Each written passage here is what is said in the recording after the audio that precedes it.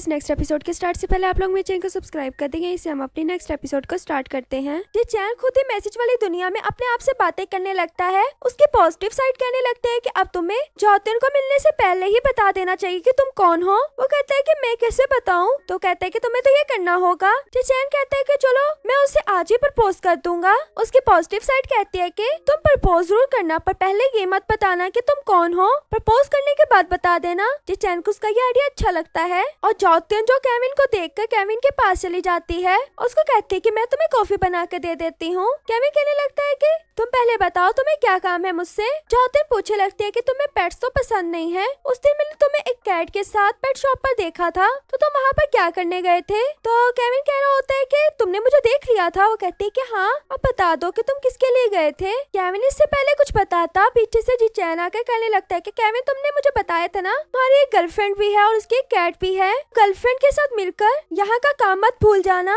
ये सुनकर तो केविन सोच रहा होता है कि मेरी गर्लफ्रेंड कहाँ से आ गई। जॉतियन कहती है कि तुम लड़के के लिए नहीं बल्कि लड़की के लिए। केविन ये सोचकर हाँ कह देता है कि अगर मैंने लड़का कहा तो ये लोग समझेंगे कि मैं किसी लड़के से डेट करता हूँ। और केविन कहता है कि वो कैट मेरे डैड ने मुझे लेकर दी है। ये कहकर वहाँ से चला जाता है और जॉतियन सोचने लगती है कि बता क्यों नहीं देते कि वो तुम्हारा बाप जी चैन ही है। फिर जॉतियन को एक और आइडिया आता है और वो जी चैन के ऑफिस में पहुंच जाती है और शौर्य की बात करने लगती है कि उसको उसके काम से कंप्लेन है। बात कर ही रही होती है तो वो जी चैन को कॉल कर देती है। जी चैन के मोबाइल पर सच में उसकी कॉल आ जाती है और जॉतियन जल्दी से उसका मोबाइल पकड़ के देख लेते हो। कहने लगते है कि मुझे पता था कि तुम 1003 ही हो। कहकर वहाँ से जाने लगते हो और जी चैन उसे रोकने लगता है, पर रियल में तो वो सिर्फ एक ख्याल सोच रही थी कि अगर मैं ऐसा करूंगी तो ऐसा होगा। जी चैन कह रहा होता है कि तुम यहाँ पर क्या कहने आई थी। फिर वो शौर्य की बात बताते हुए जी चैन के मोबाइल पर कॉल करती है और उसके मोबाइल पर कॉल आ भी जाती है और जी चैन को कहती है कि आपको कॉल आ रही है, आप कॉल क्यों नहीं अटेंड कर रहे? वो कहता है कि मैं कर लूंगा। तो जॉतियन कहती है कि आपकी कोई मीटिंग की कॉल होगी,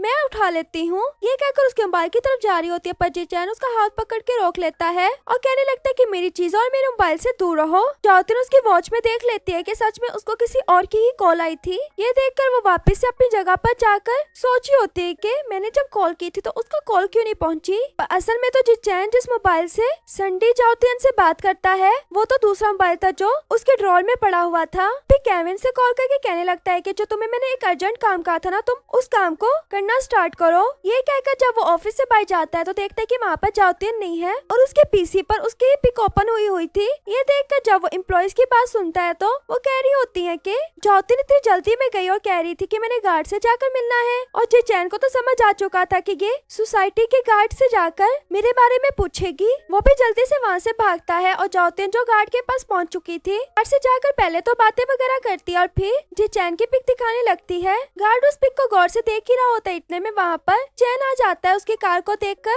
वो कहने लगता है कि तुमने यहाँ पर पार्क नहीं करनी। और जॉतियन कहती है कि आप इस लड़की को देखकर पहचानते हैं। गार्ड काफी गौर से जी चैन को देखने लगता है और जी चैन अपना फेस दूसरी तरफ कर रहा होता है, पर सच में गार्ड को उसकी पहचान नहीं आती, बल्कि कहता है कि काफी यंग लड़का है। फिर जॉतियन कहने लगती है कि तुम यहाँ पर क्या करने आए थे। वो कहता है कि मैंने तुम्हें एक बात बतानी थी कि तुम पर मैं काफी प्रेशर करता हूँ ना काम का, इसलिए मैं तुम पर काम का बर्डन कम कर रहा हूँ। जॉतियन ये सुनकर कहती है कि क्या आप इतनी दूर से ये बात मुझे बताने के लिए आए थे। वो कहता है कि नहीं, मैंने घर से कुछ फाइल्स वगैरह लेनी थी तो यहाँ से गुजरते हुए तुम्हें देखा तो यहाँ पर आ गया। ये कहकर वहाँ से चला जाता। जॉतियन कहती है कि इस बार तो गार्ड भी तुम्हारे साथ मिल गया, उसने भी तुम्हारे बारे में नहीं बताया, पर तुम नहीं बचोगे मेरे हाथों से। जॉतियन जब घर बैठी होती है तो मोबाइल यूज कर रही होती है, साथ ही चूचू को अपने घर से भी निकाल देती है और उसके बेड पर जो उसकी लोकेशन थी उसके हिसाब से जी चैन जो सोचा होता है कि आज उसने जो अरेंजमेंट की थी उसमें वो जॉतियन को प्रपोज करने वाला था, उससे शादी भी करने वाला था। और दूसरी तरफ जॉतियन और जैंगहो के मॉम डैड आपस में बैठकर अपने बच्चों की बातें कर रहे होते हैं और कह रहे होते हैं कि जॉतियन और जैंगहो अगर डेट नहीं भी कर रहे तो कर लेंगे।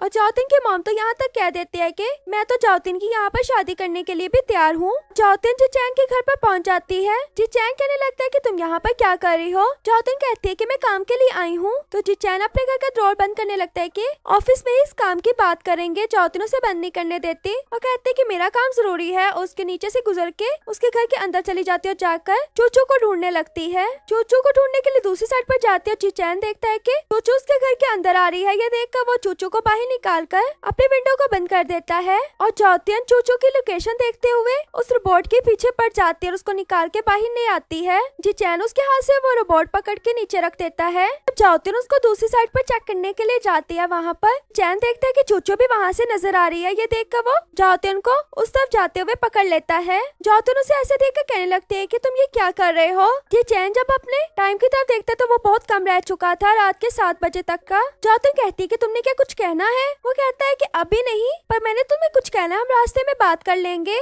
जाओतिन जो उसकी साइड वाली पेंटिंग देख चुकी थी तो उसको जिनियन ने दी थी नंबरिंग के हिसाब से, उसको याद आ जाता है कि ये दोनों बहन भाई नंबरिंग के हिसाब से खेलते हैं। जी चैन जब उसको पकड़ के वहाँ से लेकर जाने लगता है तो जाओतिन कहने लगती है कि तुम मुझे अब भी साफ साफ बता दो। मुझे एक लड़की ने बताया कि हम नंबर्स के हिसाब से खेलते हैं और तुम्हारे पास भी एक ऐसी पेंटिंग है। और उस फ्रेंड ने मुझे ये भी बताया कि जो लड़का उससे ऑनलाइन बात करता था वो उसका बॉस ही निकला। ये सब बातें करके वो वहाँ से जाने लगती है तो पीछे से आकर जी चैन उसको दोबारा से रोक लेता है। जाओतिन कहने लगती है कि मुझे समझ आ गया है, तुम भी 1003 हो ना, जो चूचू का ख्याल रख रहे थे और मैं तुम्हारे सामने तुम्हारी ही बुराइयां करती रही और तुम चुपचाप सुनते रहे। कितना मजा आ रहा था ना तुम्हें, और ऑफिस में जाकर तुम मुझे डबल काम दे देते थे। जी चैन कहने लगता है कि मेरा ऐसा कोई भी मतलब नहीं था। जाओतिन उसको इतनी बातें सुनाकर वहाँ से चली जाती है। जी चैन उसके पीछे पीछे कार लेकर आ रहा होता है। दोबारा से कार रोककर उसके पास जाता और कहने लगता है कि चूचू कैट मेरे पास बाय चांस आई थी और मुझे तुम्हारे बारे में बिल्कुल भी पता नहीं था, और वैसे भी जब तुम ऑफिस में काम करने के लिए आती हो तुम्हें काम करना तो आता नहीं बल्कि काम को खराब भी करती हो। मैं फिर भी तुम्हें कुछ नहीं कहता और तुम्हें अच्छे ड्रेसिंग सेंस का भी नहीं पता।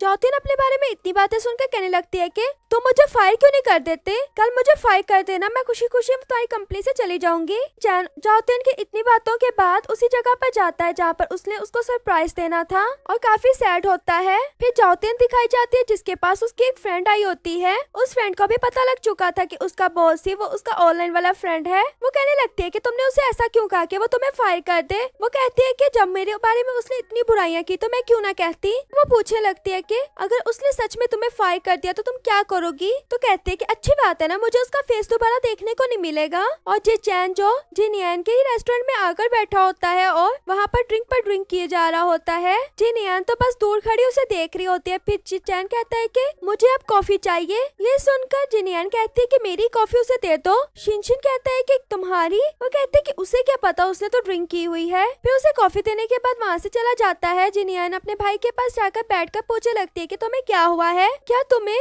जाओतिन ने रिजेक्ट तो नहीं कर दिया। वो इसे सारी बात बताने लगता है। दूसरी तरफ जाओतिन अपने फ्रेंड को सारी बात बता रही होती है। चैन तो उसकी ये सब बातें सुनने के बाद हंसने लगती है। तो जी चैन कहता है कि तुम मुझ पर हंस क्यों रही हो, मेरे जैसा उसको लड़का कहीं पर मिलना था। मैं इतना यंग प्रेसिडेंट बन गया, इतना प्यारा हूँ, इतना सब है मेरे पास, फिर भी उसने मुझे ऐसे रिजेक्ट कर दिया। और यहीं पर हमारी एपिसोड खत्म हो जाती है। वीडियो अच्छी लगे तो वीडियो को लाइक करना।